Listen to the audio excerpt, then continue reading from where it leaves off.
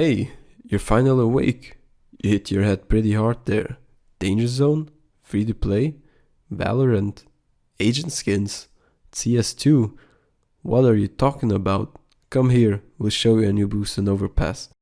Perhaps you find yourself interested in Counter-Strike again with the release of Counter-Strike 2 just around the corner, waiting for the day when you're the busiest so you can't get to experience it right away.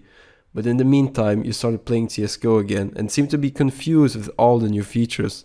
Then this video is perfect for you, as I will quickly run down memory lane and show you the biggest changes that were made in recent years, starting from mid-2018, as I think that's around the time when a lot of players started migrating to all the Battle Royale games and other weird games. So let's roll. We're going back to June 2018. It's possible that the last time you played CSGO, you remember that it looked like this. But nowadays, of course, it looks way different. The whole UI of CSGO got revamped back in June 2018 and gave the game a beautiful facelift called Panorama UI.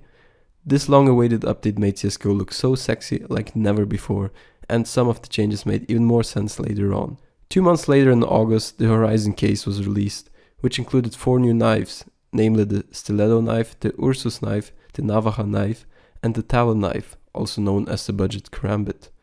Valve of course couldn't miss the opportunity to exploit the gambling addicts even more. 2 weeks later, the iconic MP5 that we know from way back in 1.6 in Source got finally released.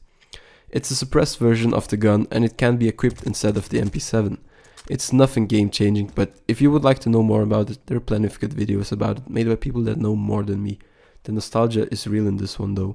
In October 2018, the economy got changed with the increased loss bonuses, allowing the losing team to recover more quickly. This made the early game more interesting. There were even more economy changes later in March 2019. A few weapons got tweaked as well, but I won't go into detail there, as there were many meta changes over the years. And perhaps the biggest update came out in December 2018. Valve wanted a piece of that Battle Royale cake and released Danger Zone, a Battle Royale game mode. At the same time, they also made the game free to play, causing the game's player base and cheater base to skyrocket. In February 2019, the IEM Katowice major took place and brought some new changes with it. The souvenir drop system, as we had known it before, was made obsolete, and from that point the souvenirs became less special as they could technically be bought. The randomness of souvenir drops and the extra joy it brought to watching majors disappeared and the whole souvenir economy got destroyed. In March 2019, the remade Vertigo finally got added to the active duty map pool at the cost of Cobblestone. Then, in April 2019, a new map called Sirocco got added to Danger Zone. But anyway, who cares? Speaking of Danger Zone, ranks got added to the game mode in July 2019. Speaking of ranks, later that month, unranked competitive matchmaking finally released with a limited map pool, which then got expanded in the future. Then, in September 2019, Valve got big mad at tournament organizers who made exclusive contracts with teams or were the same shareholders. At the end of the month, France got an X-ray scanner for cases so Valve could epically exploit the loophole in French laws. Later in October 2019, Cash received a brand new green facelift. We also got the new CS20 case, celebrating the 20th anniversary of Counter-Strike. It included some relevant skins and of course the classic knife. Then, later that month, all newly purchased keys couldn't be traded or sold anymore, so gone were the days of key trading. And here we come to November 2019, when the famous Operation Shattered Web got released. New player models called Agent Skins, a new end of match screen, a new case with 4 new knives, new collections, a battle pass-like operation, new maps, and some weapon changes were introduced. Later this month, storage units got added to the game, allowing to store more items than before. In February 2020, patches got introduced into the game, which you could apply onto Agent Skins. Sharing crosshairs got a lot easier and the buy menu also received a slight change. Then, in March 2020, when nothing particularly interesting happened in the world, except the new Half-Life releasing, CSGO also got some new pins, patches and stickers with a Half-Life team. 2 new maps got released, one of which, Anubis, is still in the active duty map pool to this day.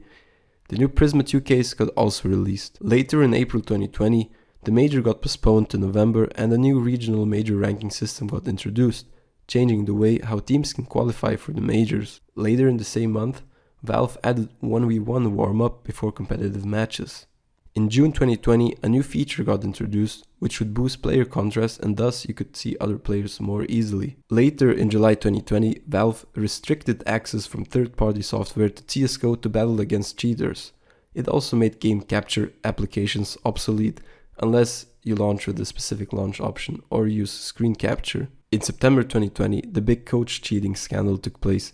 Basically, there was a spectating glitch where the coach would see a random spot of the map instead of the first-person POV of the players, and thus could also see where the enemies were. A lot of coaches got banned for abusing this bug. A couple months later, in December 2020, the brand new Operation Broken Fang got released. With it came the new Premiere mode, which included the map video system just like in the Pro level. The stat function was later locked behind a paywall though. A new map called Ancient or Aztec 2 got also released, which is still inside the active duty map pool. Pings got also introduced. Of course, also new agent skins and a case of new gloves, new collections, new stickers, new patches and new graffitis. Later Valve also introduced the donation system, so you could buy your friend a gun and wouldn't need to throw it anymore.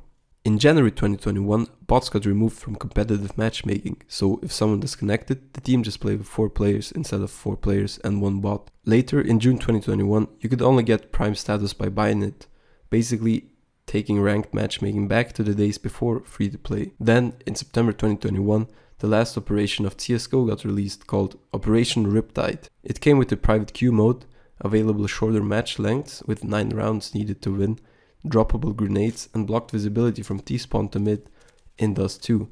Of course, again, new agent skins, a new case, new collections, new stickers and new patches. In February 2022, Valve added 2 new maps to Danger Zone, Vineyard and Ember. Then, in August 2022, the whole ranking system got recalibrated and a lot of people received more appropriate ranks. Later that month, on CSGO's 10th birthday, Tusken got finally added to the game. In November 2022, Dust 2 was removed from the active duty map pool and was replaced by Anubis. The Ops magazine got reduced to 5 bullets, and the M4A1S now made less damage from long range. And then of course, finally, in March 2023, Counter-Strike 2 got announced.